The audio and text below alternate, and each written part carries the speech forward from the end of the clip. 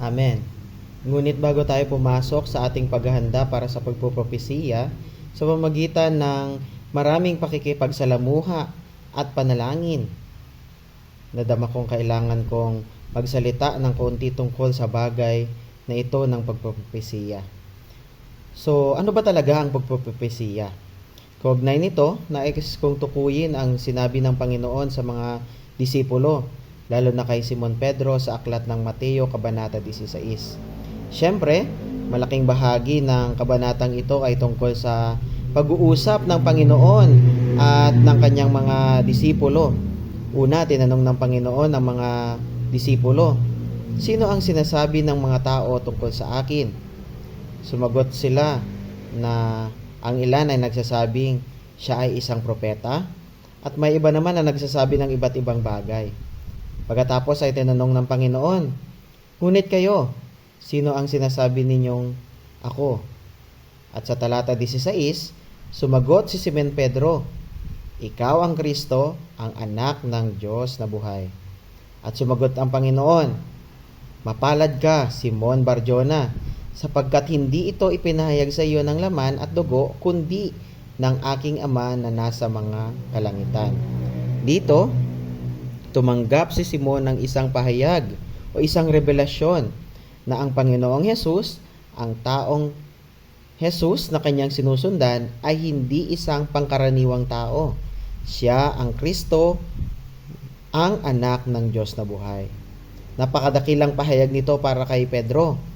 Pagkatapos ay sinabi pa ng Panginoon, ikaw ay Pedro, at sa ibabaw ng batong ito ay itatayo ko ang aking eklesiya, at ang mga pintuan ng Hades ay hindi mananaig laban dito. Matapos matanggap ni Pedro ang pahayag kung sino ang Panginoon, ang Kristo, ang anak ng Diyos na buhay, sinabi ng Panginoon, sa ibabaw ng batong ito ay itatayo ko ang aking eklesiya. So, ano ang ibig sabihin ng batong ito? Ang bato ay tumutukoy sa pahayag na natanggap ni Pedro. Ang pahayag na si Kristo ay ang anak ng Diyos na buhay. Sinabi ng Panginoon, at sa ibabaw ng pahayag na ako, ang Kristo, ang anak ng Diyos na buhay, itatayo ko ang aking eklesiya. Kaya hindi lamang dumating si Kristo upang maging dakilang pahayag sa sangkatauhan. Dumating siya upang gumawa ng isang bagay. Ito ay ang itayo ang kanyang eklesiya. At ang mga pintuan ng Hades ay hindi mananaig laban dito. So makikita natin dito na sinabi ng Panginoon sa mga disipulo na itatayo niya ang kanyang eklesiya. At ang pagtatayo ng eklesiya ay nakabatay sa batong ito. Ano muli ang batong ito? Ang pahayag ni Kristo bilang anak ng Diyos na buhay. At ang ganitong pahayag ni Kristo, ang pangunahing layunin ng salita ng Diyos. Ang salita ng Diyos ay upang ihayag si Kristo bilang anak ng Diyos na buhay. Kaya ngayon, ano ang ginagawa ng Panginoon? Itinatayo niya ang kanyang eklesiya. Ngunit upang maitayo ang eklesiya, kailangan niya ng batong pagtatayuan, ang pahayag tungkol kay Kristo. At ang pahayag na ito ay nanggagaling sa salita ng Diyos. Ang bahaging ito mismo ang ipinakikita ng Panginoon sa mga disipulo. Kailangan nila ang salita ng Diyos upang maihayag si Kristo, upang maitayo ang eklesiya. Kaya napakahalaga ng salita ng Diyos. Inihahayag ng salita ng Diyos si Kristo. Katulad ng salita ni Roberto sa kumperensyang ito. Muli nating binibigyang diin kung gaano kahalaga ang salita ng Diyos. Sapagkat kung wala ang salita ng Diyos, kung wala ang pahayag na nasa salita ng Diyos, hindi maitatag o maitatayo ang eklesiya. Kaya mga kapatid, kailangan nating pahalagahan ang salita ng Diyos. Amen. Kailangan nating maging nasangkapan ng salita ng Diyos. At kailangan nating mabuuan at makonstitute ng salita ng Diyos upang maitayo ang eklesiya. Hindi lamang natin kailangan ng pahayag ng salita ng Diyos, kailangan din natin ng pagsasalita ng salita ng Diyos. Kapag ang salita ng Diyos ay sinasalita na may pahayag tungkol kay Kristo, saka lamang na itatayo ang eklesiya. Ngayon, ang susunod na talata na nais kong ipakita ay mula sa Lumang Tipan sa mga Bilang 11:29. Ito ay mga salita ni Moses sa bayan ng Diyos. Ang kalagayan noon ay may ilang tao na hindi kabilang sa mga itinalagang magpropesiya. Ngunit sila ay nagpopropesiya pa rin. Dahil dito, sinabi ni Moses, "Naninibugho ka ba para sa akin? O naway ang lahat ng bayan ni Jehovah ay maging mga propeta, at ilagay ni Jehovah ang kanyang espiritu sa kanila." Ipinahayag ni Moses ang kanyang hangarin na ang lahat ng bayan ng Diyos ay maging mga propeta at na ang espiritu ng Diyos ay mapasa kanila upang sila ay makapagsalita para sa Panginoon. Ngayon, ano ba ang propeta? Karaniwang iniisip ng mga marami na ang propeta ay isang taong nagbibigay ng mga hula tungkol sa hinaharap. At karaniwan ding iniisip na ang propesiya ay ang paghuhula ng mga bagay na mangyayari pa lamang. Ngunit hindi iyon ang pangunahing kahulugan ng propesiya. Ang pangunahing gawain ng isang propeta ay hindi ang manghula ng mga mangyayari sa hinaharap. Ang pangunahing gawain ng isang propeta ay una, magsalita para sa Diyos. Ikalawa, magsalita ng Diyos. At ikatlo ay magbahagi ng Diyos sa mga tao. Sa Lumang Tipan, madalas nating marinig ang katagang ang kautusan at ang mga propeta. Maraming aklat ng mga propeta sa Lumang Tipan. Ngunit kung babasahin natin ang mga ito, mapapansin natin na karamihan sa kanilang mga mensahe ay hindi tungkol sa paghuhula ng mga hinaharap. Sa halip, sila ay isinugo ng Diyos upang magsalita para sa Kanya, ipahayag ang Kanyang puso at ihatid ang Kanyang layunin sa Kanyang bayan. Oo, may bahagi ang kanilang ministeryo na nagsasalita tungkol sa mga mangyayari sa hinaharap. Ngunit hindi iyon ang pangunahing tungkulin nito. Ang pangunahing tungkulin nila ay magsalita para sa Diyos at magsalita ng Diyos sa Kanyang bayan. Ang pagpropesiya sa Bagong Tipan ay pagdating naman sa Bagong Tipan, binibigyang diin ni Pablo ang bagay na ito sa Unang Korinto Kabanata 14. Ang buong kabanatang ito ay tumutukoy sa pagpopropesiya. Sinabi ni Pablo, ang nagpopropesiya ay nagpapatibay sa eklesiya. Amen. Kung ang pagpropesiya ay simpleng panghula lamang ng hinaharap, hindi nito maipagpatibay ang eklesiya. Ngunit ang taong nagsasalita para sa Diyos, nagsasalita ng Diyos, at nagbabahagi ng Diyos sa mga tao, siya ang nagpapatibay ng eklesiya. Pagkatapos, sinabi pa ni Pablo, kayong lahat ay maaaring magpropesiya ng isa-isa upang ang lahat ay matuto at ang lahat ay mapasigla. Napakahalaga ng talatang ito, mga kapatid. Pinapakita nito na ang pagpopropesiya ay hindi para lamang sa iilang tao. Hindi ito para lamang sa mga may natatanging kaloob. Sa halip, sinabi ni Pablo, kayong lahat ay maaaring magpropesiya. Bakit? Siyempre, upang ang lahat ay matuto. Ikalawa, upang ang lahat ay mapasigla. At ikatlo ay upang ang lahat ay maitayo ang eklesiya. Sa katunayan, sa kabanatang ito ay pinapakita ni Pablo na ang pagpopropesiya ang pinakamahalagang kaloob na dapat nating hangarin. Bakit? Dahil ito ang nagtatayo ng eklesiya. At huwag nating kalimutan na ang sinabi ng Panginoon sa Mateo 16, itatayo ko ang aking eklesiya. Paano itatayo ng Panginoon ang kanyang eklesiya?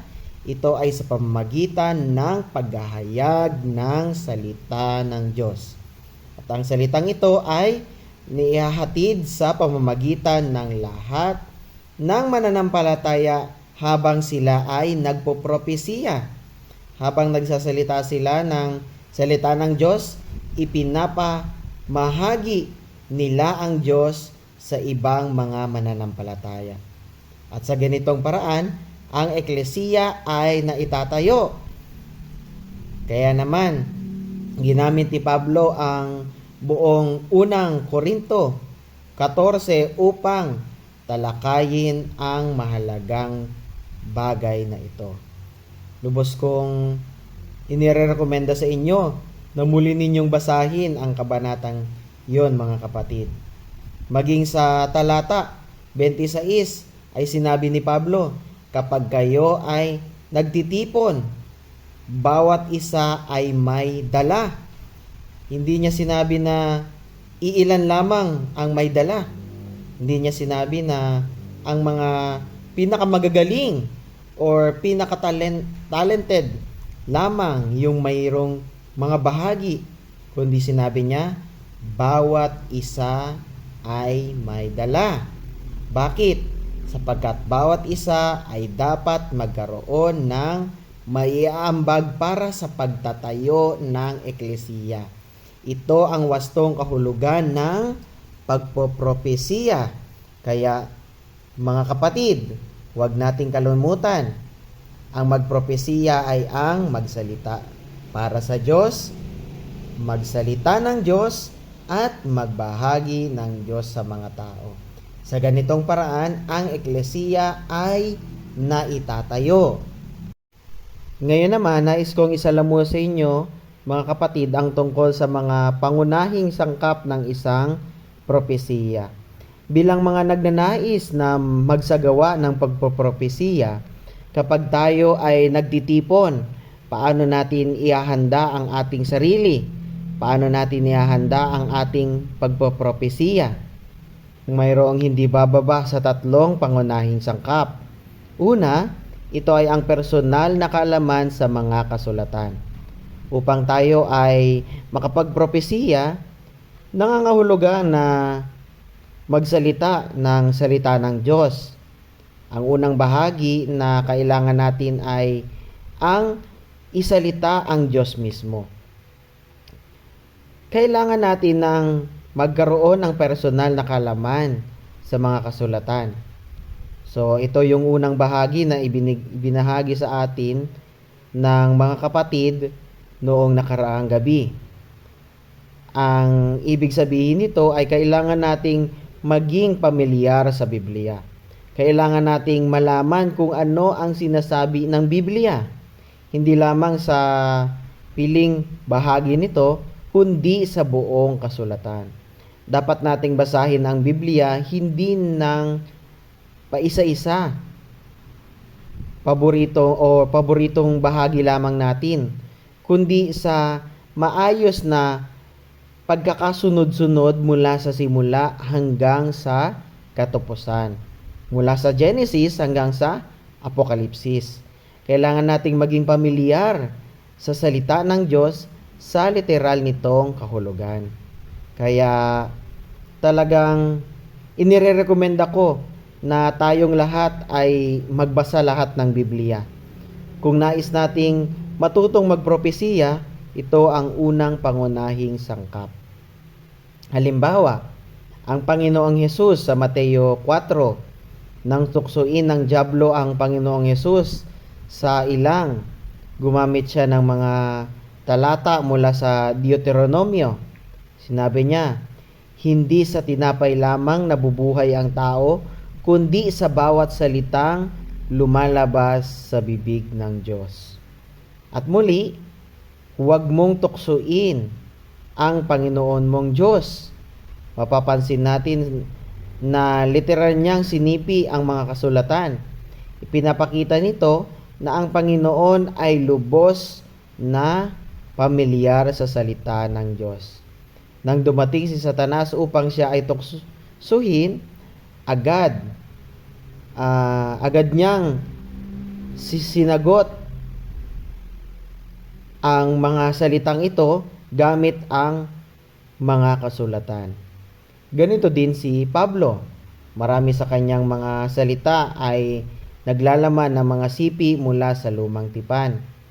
Pinapakita nito na mayroon siyang matibay na kaalaman sa salita ng Diyos. Kaya ito ang pinaka-pundasyon. Ikalawa ay ang pagkakaroon ng malalim na kahulugan at espiritual na kabuluhan ng salita ng Diyos. Hindi sapat lamang na alam natin ang mga salita ng Diyos. Kailangan din nating malaman ang kanilang malalim na kahulugan at espiritual na kabuluhan. Hindi lamang natin dapat makita ang nakasulat sa itim at puti na letra. Kailangan nating makita kung ano ang ipinapahiwatig ng mga tao o ng mga ito sa espiritual na paraan. Halimbawa, ito ay isang halimbawa ng Panginoon. Minsan sinabi ng Panginoon, ako ang Diyos ni Abraham, Diyos ni Isaac at Diyos ni Jacob. Sa literal na kahulugan, Diyos siya ng tatlong taong ito. Ngunit nakita ng Panginoon ang mas malalim na kahulugan nito. Ang Diyos ay hindi Diyos ng mga patay, kundi Diyos ng mga buhay.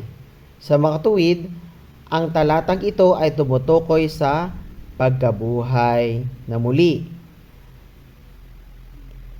Iyan ang espiritual na kahulugan or kabuluhan ng talatang ito.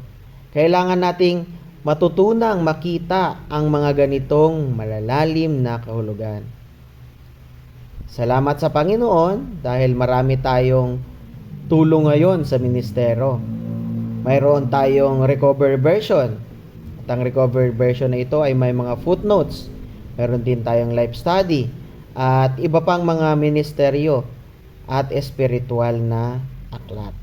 Lahat ng ito ay tumutulong sa atin upang makita natin ang mas malalim na kahulugan ng salita ng Diyos. Kaya hindi tayo dapat manatili lamang sa unang antas.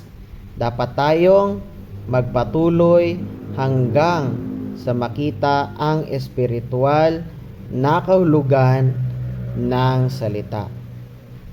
At ang ikatlo ay ang pagtanggap ng espiritual na kaliwanagan at espiritual na pangitain. Ang ikalawang puntong ito ay mas malalim pa. Hindi sapat na malaman natin ang salita ng Diyos at ang kahulugan nito. Kailangan nating tumanggap ng kaliwanagan at pangitain mula sa Panginoon.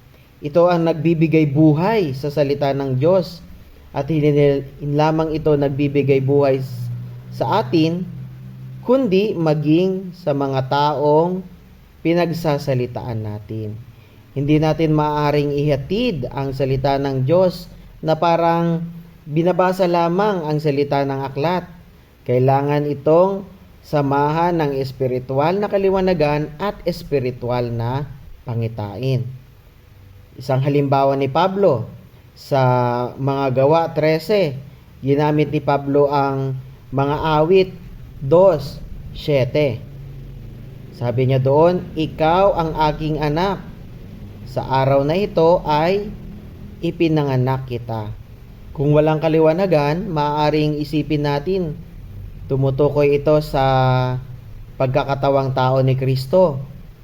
Ngunit nakita ni Pedro sa pamamagitan ng mga kaliwanagan o enlightenment na tumutukoy ito sa pagkabuhay na muli ni Kristo.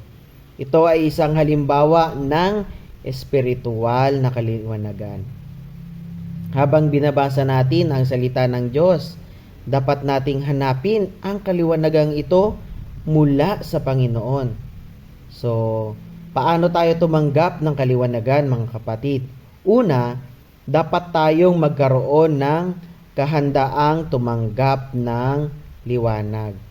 Kapag lumapit tayo sa salita ng Diyos, dapat nating ipanalangin, "Panginoon, liwanagan mo ako sa pamamagitan ng iyong salita." Ikalawa, kailangan nating ipanalangin ang salita. Ang kaliwanagan ay hindi nangangailangan ng talino or katalinuhan ng tao. Ang liwanag ay nanggagaling mismo sa Diyos. Kaya kailangan nating ipanalangin ang salita. Ang isang halimbawa ay isang posporo. Maaring ihambing ang salita ng Diyos sa isang posporo. At tayo naman ay parang kahoy ng posporo. Upang magkaroon ng apoy, kailangang ikiskis ang posporo. Minsan, hindi sapat ang isang beses na pagkikiskis. Kailangan itong ulitin hanggang sa magkaroon ng apoy at liwanag. Ganoon din sa salita ng Diyos, mga kapatid. Kapag tayo ay nananalangin sa salita at ginagamit ang ating espiritu para tayong nagkikiskis ng posporo. At habang ginagawa natin ito, dumarating ang apoy at liwanag. Mas lalo tayong nananalangin sa salita, mas lalo tayong nililiwanagan ng Panginoon. Ngayon, ang ikatlong pangunahing sangkap ng isang propesiya ay ang pagkakaroon ng personal na karanasan ng buhay. Ang salita ng Diyos ay hindi lamang para sa ating kaalaman o pag-aaral. Ang salita ng Diyos ay para maranasan natin. Hayaan ninyo akong magsabi ng kaunti tungkol sa karanasang ito. Karaniwan, may dalawang uri ng karanasan na mayroon tayo sa Panginoon. Unang uri ay pisikal na mga pagpapala at panglabas ng mga pangyayari. Halimbawa, nagkasakit ako at nanalangin sa Panginoon at pinagaling niya ako. O kaya naman nawalan ako ng trabaho at nanalangin ako at binigyan niya ako ng trabaho. Ang mga ito ay tunay na karanasan sa Panginoon. Ngunit, ang mga ito ay mga karanasang may kaugnayan sa pisikal na mga bagay at panlabas na mga kalagayan. Oo, mga pagpapala ito ng Panginoon, ngunit hindi ito ang pangunahing uri ng karanasan na tinutukoy natin dito. Ikalawang uri, ang karanasan ng buhay. Ang karanasang tinutukoy natin dito ay ang personal na karanasan ng buhay. Ano ang ibig sabihin nito? Ito ay ang ating karanasan sa pagtubos at pagliligtas ng Diyos. Ito ay ang ating karanasan kay Kristo sa buhay eklesiya. Maaring kabilang dito ang ating karanasan sa pangangaral ng Ebanghelyo. ang pagkakaroon ng mga taong naligtas, ang pag-aalaga at pagpapastol sa mga bagong mananampalataya, ang ating karanasan sa pagpropesiya, ang pagtanggap ng pagliliwanag mula sa Panginoon, at ang pagsasalita para sa Panginoon. Ang lahat ng ito ay mga karanasan ng buhay. Hindi lamang ito mga panlabas na pagpapala, ito ay mga karanasan kung paano gumagawa ang Panginoon sa loob natin. So, ano ang tunay na biyaya? Ang pisikal na pagpapala ay hindi ang mismong biyaya. Ano ba ang biyaya? Ang biyaya ay ang Diyos sa loob ni Kristo bilang buhay na naging ating kasiyahan at pagtatamasa. Hindi lamang ito mga panlabas na pagpapala o mga magagandang mga pangyayari. Kaya ang personal na karanasan, kailangan natin ay ang karanasan ng buhay ng Panginoon sa loob natin. Isang halimbawa nito ay maaaring magpatotoo ang isang kapatid na maraming taon siyang nawala sa buhay eklesiya. Ngunit isang araw, dinalaw siya ng ilang mga kapatid sa pamamagitan ng pakikipagsalamuha sa salita ng Diyos. Muling nabuhay ang kanyang espiritu. Bumalik siya sa buhay eklesiya. Muling minahal yung Panginoon. So pagkatapos nito, lumabas siya upang ipangaral ang ebanghelyo at nagdala ng mga tao sa Panginoon. So ito ay isang personal na karanasan ng buhay. Ito ang uri ng karanasan na kailangan nating magkaroon. Sa madaling salita, ang karanasan ng buhay ay kung paano kumikilos ang Panginoon sa loob natin. Hindi ito pangunahing tungkol sa mga panlabas na mga bagay lamang.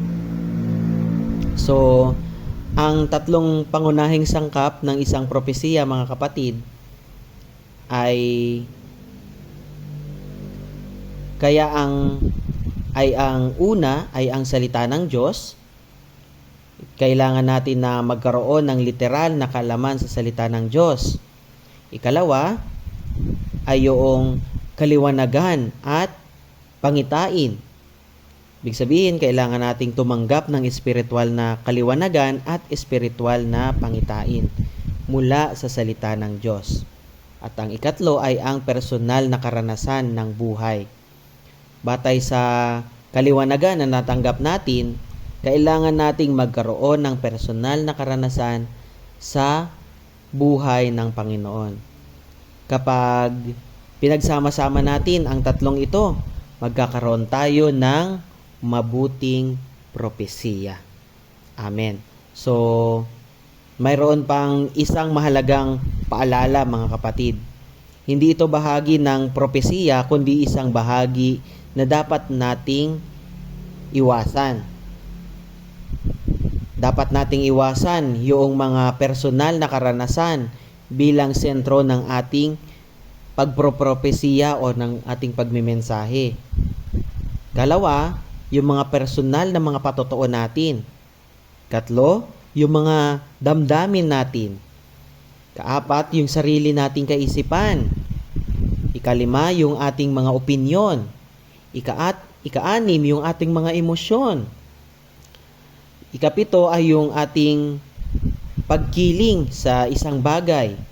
At ang huli ay yung mga reaksyon tungkol sa mga tao o mga bagay-bagay sa paligid. So, bakit dapat nating iwasan ang mga ito, mga kapatid? Alalahanin natin na kung ano ang kahulugan ng pagpropropesiya. Ano ngayon? Ito, ang pagpropropesiya ay ang magsalita para sa Diyos, magsalita ng Diyos at magbahagi ng Diyos sa mga tao. Lahat ay tungkol ito sa Diyos, hindi tungkol sa atin, hindi tungkol sa ating damdamin natin. Yan. Kaya habang tayo ay nagpopropesiya, hindi dapat tayo ang sentro ng ating mensahe. Hindi tayo ang focus, no? Lalo na para sa mga nakakatandang mga kapatid na marami ng karanasan sa buhay.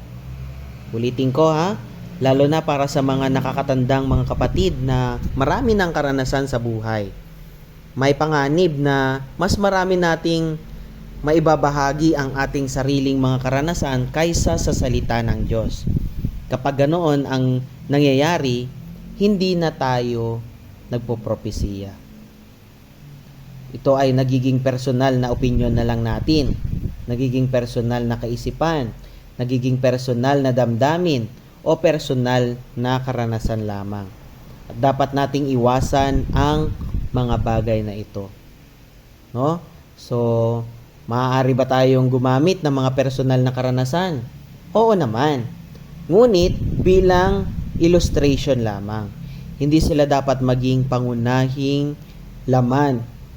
Halimbawa, sa aking pagsasalita ngayon, gumagamit ako ng ilang personal na karanasan. Ngunit ang mga iyon ay mga halimbawa lamang upang maging malinaw ang punto. Ang sentro pa rin ay ang salita ng Diyos. Kasi ang layunin pa rin natin ay magsalita ng Diyos, magsalita para sa Diyos, at magbigay ng Diyos sa mga tao. Iyon ang tunay na layunin ng pagpopropesiya. Kaya tandaan natin, ang lahat sa pagpopropesiya ay dapat may kaugnayan sa Diyos at hindi sa ating sarili. Kaya ang praktikal na pagsasanay ng pagpropesiya, no? Paano ba natin ito maisasagawa sa ating pang-araw-araw na buhay? May ilang mga praktikal na hakbang na makatutulong sa atin. At naniniwala akong marami na sa atin ang nagsasanay nito. Amen. Sa ating pang-araw-araw na buhay, may ilang hakbang na makatutulong upang maihanda natin ang ating sarili para sa pagpopropesiya. Naniniwala ako na marami sa atin ang nagsasanay na nito. Ang mga ito ay paalala lamang. Una, kinakailangan lumapit tayo sa salita ng Diyos at mag-pre-read. Una, lumapit tayo sa banal na salita ng Diyos. Ito yung Biblia. No, pumili ng isang bahagi at kinakailangan natin ito na i-pre-read. Habang tayo ay nagpe-pre-read, may isang bagay na dapat nating pagtuunan ng pansin. Ito ay huwag tayong magmadali. Kailangan nating manalangin ng dahan-dahan at gumamit ng ating espiritu sa pananalangin. Mahalagang gumamit or gamitin natin ang ating espiritu habang ipinapanalangin natin ang salita. Habang ginagawa natin ito, maaring may isang salita o parirala o kaya bahagi ng kasulatan na tila nag-aalab sa loob natin. Parang merong apoy. Kapag nangyari yon, kinakailangan manatili tayo roon. Kinakailangan tangkilikin natin ang bahaging iyon. Manalangin pa tayo tungkol sa bahagi na iyon. Patuloy pa natin itong pagnilayan. Patuloy pa natin itong ipanalangin hanggang maging malinaw ang liwanag na ibinigay ng Panginoon sa atin. So, ito yung unang hakbang, yung i-pre-read natin ang salita at makita natin, makatanggap tayo ng kaliwanagan. Ikalawa naman ay isulat o iparehas yung natanggap natin na liwanag. So, kapag nakatanggap na tayo ng kaliwanagan, maaari nating ipahayag ito sa isang maikling bahagi o mensahe. Hindi kailangan ng isang mahabang mensahe. Hindi rin kailangan ng buong kabanata ng kasulatan. Madalas, ang ibinibigay ng Panginoon ay isa lamang salita o parirala or maikling kaisipan. At mula roon, binibigyan niya tayo ng liwanag. Halimbawa, sabihin natin na ang salitang ibinigay o ang salita na ibinigay sa atin ng Panginoon ay yung salita na sangkap o kaya miyembro. Kung sasabihin ko lamang sa inyo yung salitang miyembro, maaring hindi niyo ito maintindihan o hindi niyo maintindihan ang ibig kong sabihin. Ngunit ako ay punong-puno ng damdamin at kaliwanagan tungkol sa salitang iyon. Kaya kailangan kong ipaliwanag ito sa inyo. Halimbawa, ako ay isang miyembro ng katawan ni Kristo. Sa isang pangungusap pa lamang, mas malinaw na agad ang mensahe na gusto kong ipahayag. Kaya ang natanggap nating liwanag ay kailangan nating buuin sa isang maikling mensahe upang maunawaan din ito ng iba. Ang ikatlo ay ipanalangin ang mensahe habang ito ay binubuo natin. Habang binubuo natin yung ating mensahe, kailangan natin siyempre itong ipanalangin. Maaari nating sabihin, Panginoon, paano ko ito ihahayag sa mga banal? Paano ko ito sasabihin upang maunawaan nila ang liwanag na iyong ipinakita sa akin? So habang tayo ay nagsusulat o naghahanda, patuloy tayong nananalangin. Pinagninilayan natin ang natanggap na liwanag. So, hinihintay natin ang gabay ng Panginoon kung paano ito ipahayag ng malinaw. Katulad ng ginawa ko ngayon, katulad ng example ko ngayon, marami sa mga bagay na aking binahagi ay nagsisimula lamang sa ilang salita na ibinigay ng Panginoon. Pagkatapos ay kailangan kong manalangin tungkol sa mga ito. Pagnilayan yung mga ito at alamin kung paano ko ito ipapahayag ng malinaw sa mga banal.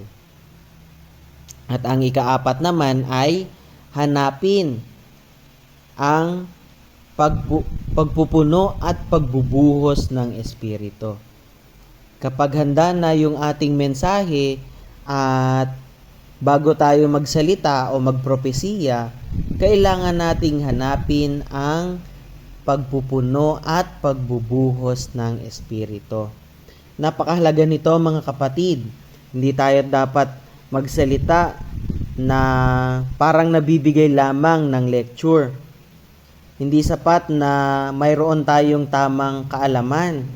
Kailangan natin magkaroon ng Espiritu upang itulak at buhayin ang salita ng Diyos. Sa ganitong paraan, ang ating pagsasalita ay magiging puno ng buhay, puno ng Espiritu, at puno ng epekto sa mga nakikinig. Kapag nangyari ito, ang salita ng Diyos ay nagiging buhay na salita. So, hindi lamang ito impormasyon o pagtuturo, nagiging espiritual at buhay ito sa mga nakikinig. At natatanggap nila ang Panginoon sa pamamagitan ng ating pagsasalita. Mangyayari lamang ito kapag hinahanap natin ang pagpupuno at pagbubuhos ng Espiritu. So, sa madaling salita, kailangan nating manalangin at gamitin ang ating Espiritu habang nagsasalita tayo ng salita ng Diyos. So, kaya mga kapatid, sana ay makatulong sa atin lahat ng lahat ng salamuhang ito. Alam natin na ang nalaman natin o kinakailangan din nating alalahanin ang tatlong pangunahing sangkap ng isang propesiya. Ito ay personal na kaalaman sa mga kasulatan. Ikalawa, espiritual na kaliwanagan at espiritual na pangitain. Ikatlo ay personal na karanasan ng buhay. At sa ating pagsasanay, kinakailangan mag-pre-read tayo ng salita, tumanggap ng kaliwanagan, buuin ang natanggap na liwanag sa isang maikling mensahe. Ikaapat, ipanalangin ang mensahe. At ikalima, hanapin ang pagpupuno at pagbubuhos ng Espiritu bago magsalita. Sa ganitong paraan, makapagsasalita tayo para sa Diyos. Makapagsasalita tayo ng Diyos at maibabahagi ang Diyos sa mga tao para sa pagtatayo ng eklesiya. Amen. Maraming salamat mga kapatid.